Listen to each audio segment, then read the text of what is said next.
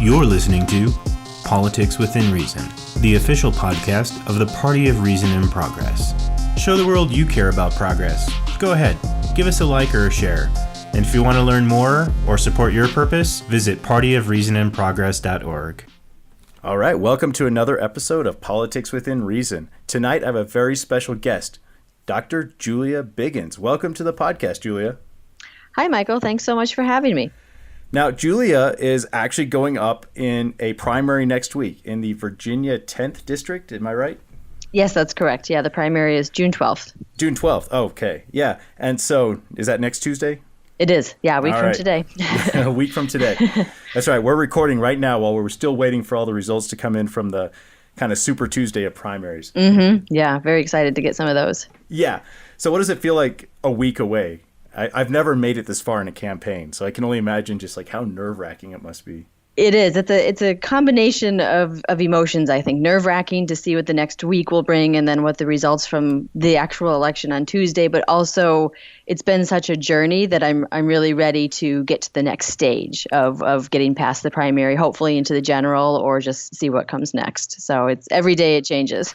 Yeah, if all this goes well, you'll be going up into the general, and you're facing off against a person who's actually pretty well entrenched right now, right? And she's even been endorsed by papers like the Washington Post, and I saw you did a rebuttal about that. Right. One of the fellow Democratic candidates is a sitting state senator, Jennifer Wexton, and she was endorsed by the Washington Post. And I just think that we should be getting some new, fresh faces in Congress right now, and that's a big reason why I'm running. Yeah, I agree with that. And one of the things that we found attractive about your campaign was your background. So could you tell us a little bit about your education and the research that you do? Sure. So I think, for as long as I can remember, I've had an interest in science in general. And then I went to college, undergrad at University of Illinois at Champaign and majored in microbiology. And from day one, I knew that's where I wanted to be. And I really enjoyed the class on viruses. And so I decided to pursue a PhD. You liked viruses so much. You went after the biggest, baddest virus of them all. I did. Two of them, actually. Two of them. Okay. So in graduate school at Baylor College of Medicine, I studied HIV and then went on to be a contractor for the Army at USAMRIID in Frederick, Maryland to study Ebola. So I feel like I've grabbed two of the big ones already. Yeah, right. If you're going to go up against viruses, those are the those two are it. Yeah, big name ones. Yeah, that's really amazing. And I have to admit to some jealousy. You actually have a PNAS publication, and that's one of the ones I don't have, but one day hope to. So that's very prestigious. It was really exciting work. Yeah, thank you. What inspired you to say, okay, I'm going to take this education that I have, this PhD I have, and I'm going to run for Congress? These things aren't related, right? Right. No, not at all. And I never had aspirations to do so. I have a family and I had my scientific career. I just thought I would be continuing on that trajectory. But following the election in 2016, it was a combination of things, not just that Hillary Clinton lost or someone like Donald Trump won, but it was what I was seeing happening in Congress and with the administration. Some of their first executive orders were to silence science sharing at the EPA and the USDA. And as a scientist, I think any scientist can tell you that's kind of a red flag.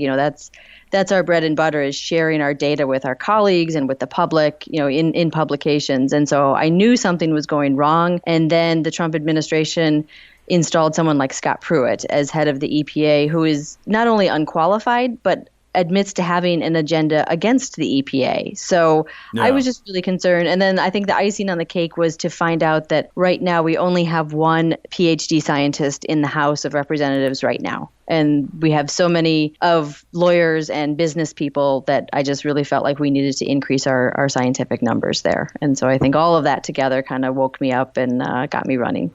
Yeah. And I say science isn't related to politics, but you actually have a really interesting take on this. And that's, I think you were saying it was something like developing policy based on evidence, right? Mm-hmm. Based on the scientific procedure. Could you maybe explain how that might work?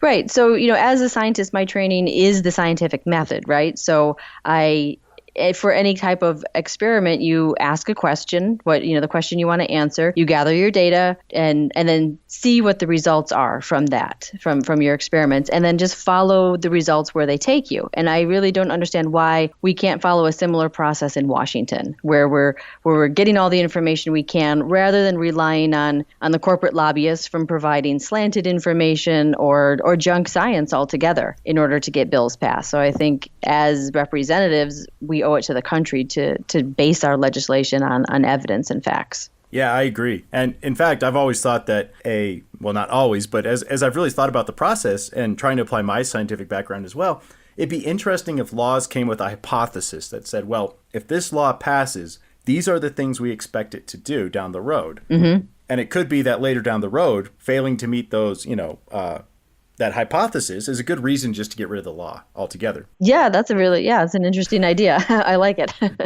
That way you're saying up front, we believe the law will have this consequence. And that way, in my opinion, it'd be much harder to hide what you think the law is actually going to do behind some American Freedom Eagle name, right? Like, you pick a really awesome Thomas Jefferson, George Washington name, right? I think it'd be a really cool idea. What are some questions you wish people would ask you? I realize I ask you lots of questions, but are there things that you wish people would ask you about? I think I wish people, so in addition, these days I'm talking a lot of policy. And so I wish I would get a few more questions about what makes a scientist qualified to run for Congress, or what kind of skills and characteristics would you as a scientist bring to Congress? I don't know that people always think in those terms or think that it's a good idea for scientists to be in Congress at all, or, quite understand what they can bring to the table. Yeah, so that is an interesting question, because a lawyer sort of makes sense, right? They deal with laws all day, so maybe they would be the kind of person, but just dealing with laws isn't the same as being the kind of person who's qualified to make new ones, right? Right, absolutely. And so I guess, would you want to answer your own question there? What does make a scientist more qualified to be in this position? So I think there's a number of things that may naturally be part of a scientist's repertoire, and also things that we learn through graduate school and along the way. And a couple of these are, obviously, we're getting into science because we're interested in and we're good at solving complex problems, right? Using that scientific method that I just talked about to come to a conclusion. And so I think that's an important thing to be able to take to Congress, because Congress is full of complex problems. What laws work best? How do we fund those particular laws? And also, how do you work with all of the different kinds of people in Congress? Democrat, Republicans, independents, the different committees. And I think as scientists, we're naturally good at that as well, because we're constantly collaborating with each other, both within the same institution, with other institutions, domestically, internationally. And as we just talked about, scientists really just follow the facts for what they are. We're not interested in who's going to put forth the most money for us. We're just following the facts. And I think, in my field, in infectious disease, I think my kind of scientists are really a classic kind of public servant, where we're doing research such as HIV or Ebola, and the outcome of that research in vaccines and therapies are going to help some of the most vulnerable populations. So you're saying HIV and Ebola aren't really they don't really care about what your politics are. Exactly. You just got to go up against them. Yeah.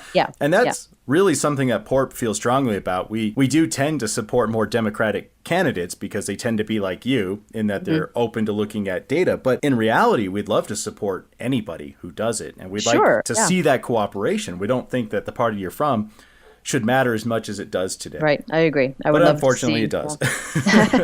So far. So far, yeah. And maybe after 2018, if folks like you get in and it's seen as the way to win, you'll see a shift. You really will. Politicians are trying to get elected. That has probably been your entire focus for months now. And right, exactly. And you're not trying to change who you are to get elected, but if it turns out that people like you do get elected, we will get more people like you running. I hope so, and that also is why I decided to run for Congress, is because I think we need more, not just diverse technical voices, but just more people from the community, that are who they are and stay true to who they are and are more interested in serving the people they represent than anything else.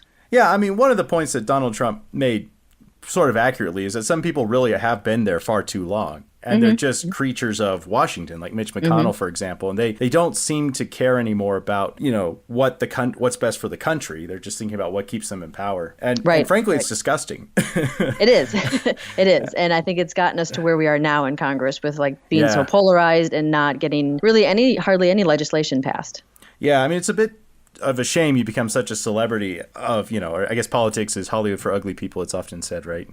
No offense, right? It's just that, the point is, I tried to run, right? So that says everything. But the point is that, these people, you do become quite famous and you become pretty enamored with it. And people do seem to lose their way. And I do think it's a good idea to change people out. Periodically. I do. Yeah, I agree. I mean, I'm not going to lie. I do like the attention, to walk in somewhere and everyone knows who you are. That's pretty cool. But right. But at the same time, I'm not running for Congress to be there as a second career or for the rest of my life. I want to do some good work and then pass the torch on to somebody else who can do good work. Yeah. And I think it's a really amazing attitude to have with this whole thing. And I do think it'd be great if a lot more people, like you say, more diversity, they could run for a while and serve their community and then go back and do some work. Right. I think it would have a lot more perspective. I agree. And there's so much work to be done. We don't need to serve in Congress for 20 or 30 years. Come back to your community and do something else. Yeah. And I don't even completely hate the idea of lobbying if you've understood how to do things. There are certain kinds of lobbyists, like for Planned Parenthood or other organizations that are useful. There's obviously the swampier kind as well.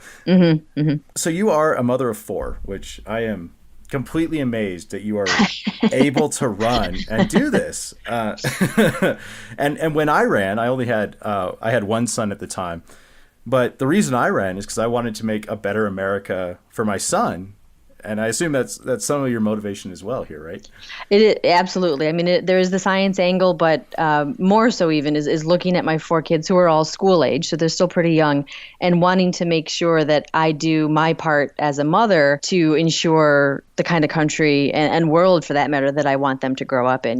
I started my family while President Obama was in office, and so I was really lucky to have our personal values mirrored on a national stage. And we were very easily able to instill those values in our kids, but now we're not seeing that. And I think I can't not do something to change that. Yeah, I mean, I talk to my son about politics, and it's really strange to talk to my son about the president and be like, yeah, one of the scandals he's in is that he slept with a porn star and paid her off, and that's illegal, right? These are things that I remember being a teenager during the Clinton administration, and I remember I was a Republican at the time, and I remember people really being deeply offended that they had to talk about the Monica Lewinsky scandal to their kids. And I'm there now. I'm there deeply offended that I have to talk about all these scandals that this president is endlessly involved. Right, I agree. It's tough, and it's always something new every day. And I mean, you can only shield the kids from the news so much, and so there is quite a lot of explaining why this is still going on. Yeah, exactly. And I think the problem is, like, for example, what I think what the Democrats did with getting Al Franken out was the right choice, because there are many people who can serve in that seat. Serving the country is a privilege, and that includes the president. And it sort of baffles me that we're not saying, hey, look, there's just a little bit too much here. There's other folks who can serve. It's okay. It's fine. It's a giant privilege to get to serve. Yeah.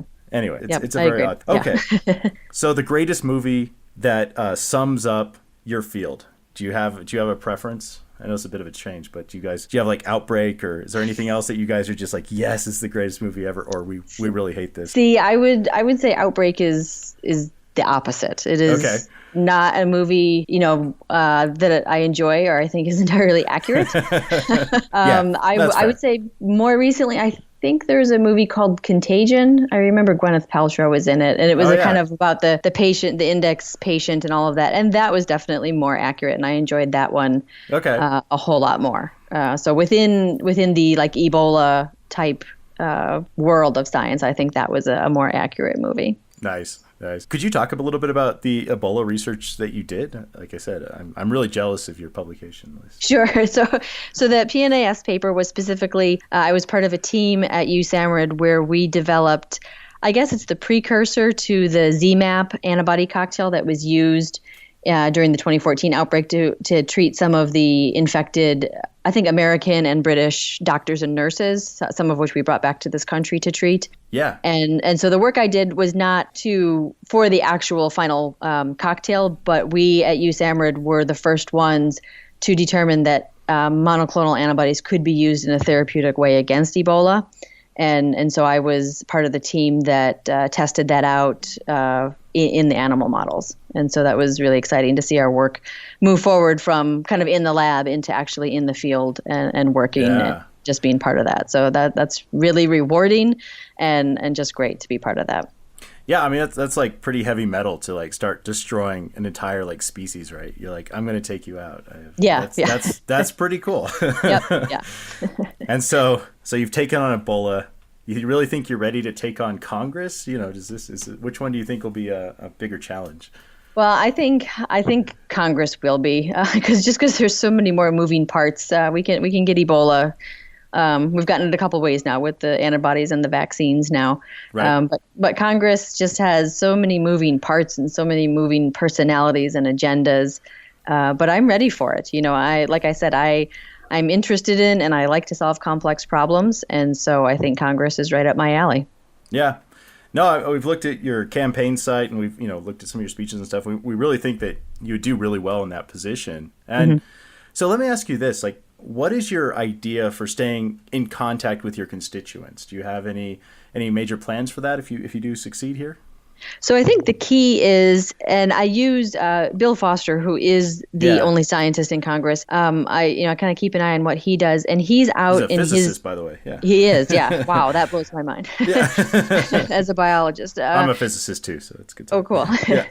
But I see that he is out in his district in Illinois all the time, interacting with the constituents, whether it's just to celebrate maybe like an Eagle Scout ceremony or to explain what the Affordable Care Act is or what it means to have DACA rescinded when it was. So I really think the key is to, one, hold town halls as frequently as you can, because I think that in this role, you are working for them. You are the public servant. Absolutely. You need to provide answers to them. So you need to be out there. And I plan to have town halls and interact with the various constituent groups that are in the community and just be as present and as visible as I can. I've got nothing to hide. I'm there to work for them. So there's no reason I shouldn't be out with my constituents as much as possible. Yeah, one of the things that's really crippled the resistance to the Trump and Republican agenda has been that Republicans won't hold town halls anymore because they got tired of being caught on film, being unable to defend any of these policies. Right. And so they just decided they were going to stop doing it. And to me, it's a shame that this isn't hurting them more than it is.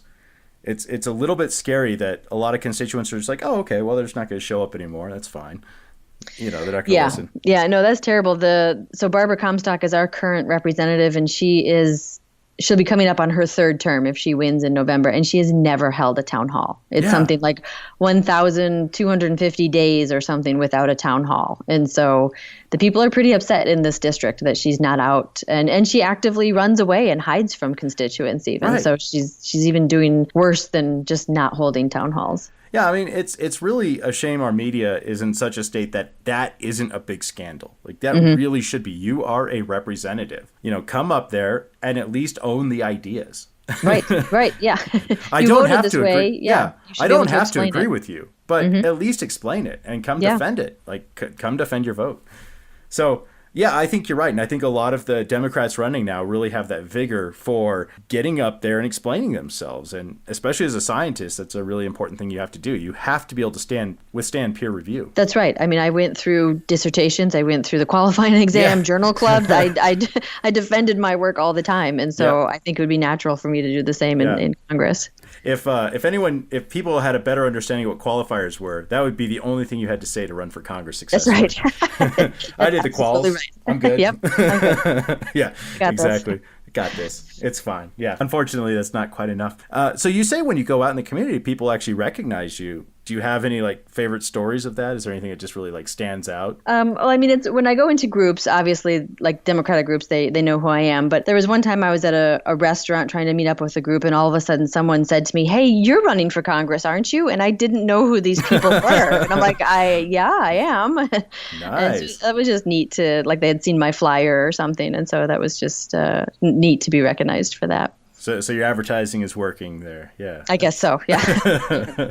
That's nice. So what are you finding is effective advertising, if you don't mind my asking? This is one of the things we struggle with PORP is how do we get the message out? And, how do we let people know these candidates who are running? Right. I mean, obviously there's the traditional, send a million pieces of mail kind of thing, but that's debatable how much people look at them. And so I think something important in this day and age is digital advertising. And for me, I find it to be really effective to just, as the candidate, actually get out and talk to people, which, it takes a lot of legwork on my part. But the more people I talk to personally, the more people I think I win over. Whether it's like at a forum or I'm actually knocking on their door or something like that. So I just, going, I guess it's old school, maybe just hitting the pavement and knocking on those doors. Yeah, I'd believe it. For example, in science, we still have conferences, right? We don't just read journals and we don't just have online meetings. We actually have to have conferences because in person is really where those connections are made and where the ideas come from. That's exactly right. Yeah, that's a good example. It's strange, right?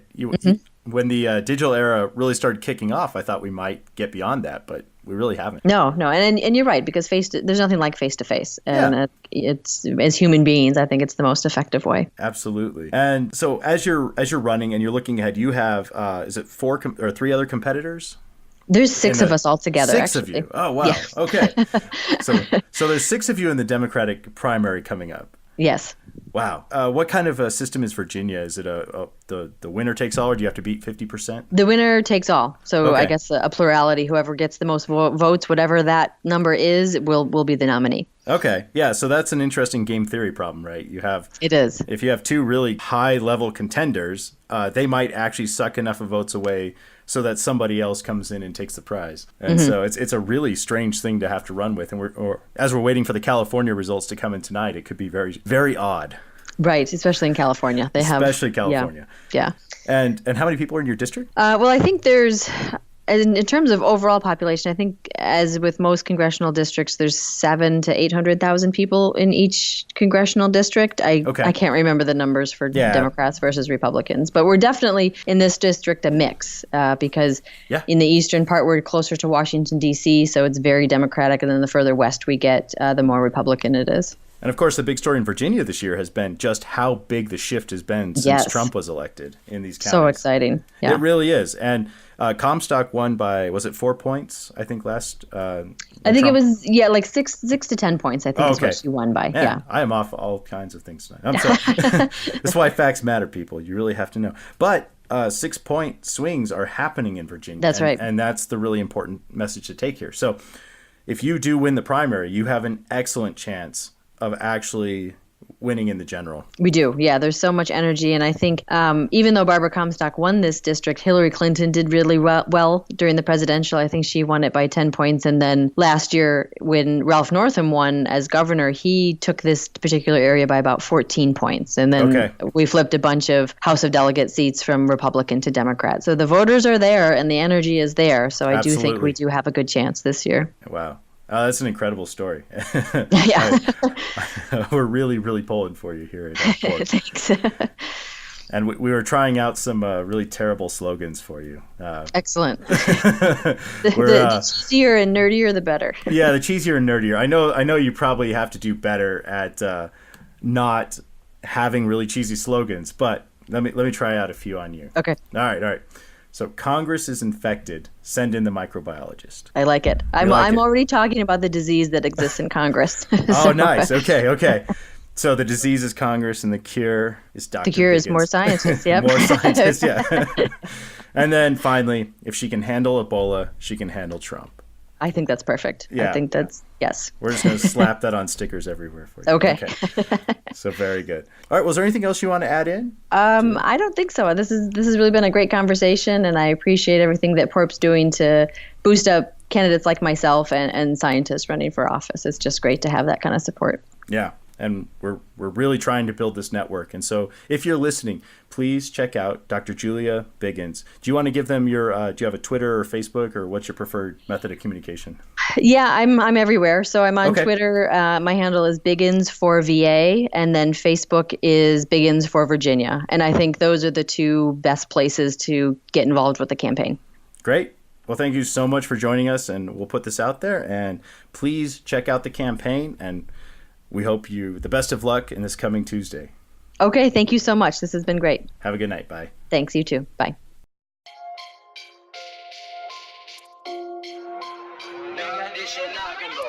Show the world you care about progress. Go ahead, give us a like or a share. And if you want to learn more or support your purpose, visit partyofreasonandprogress.org.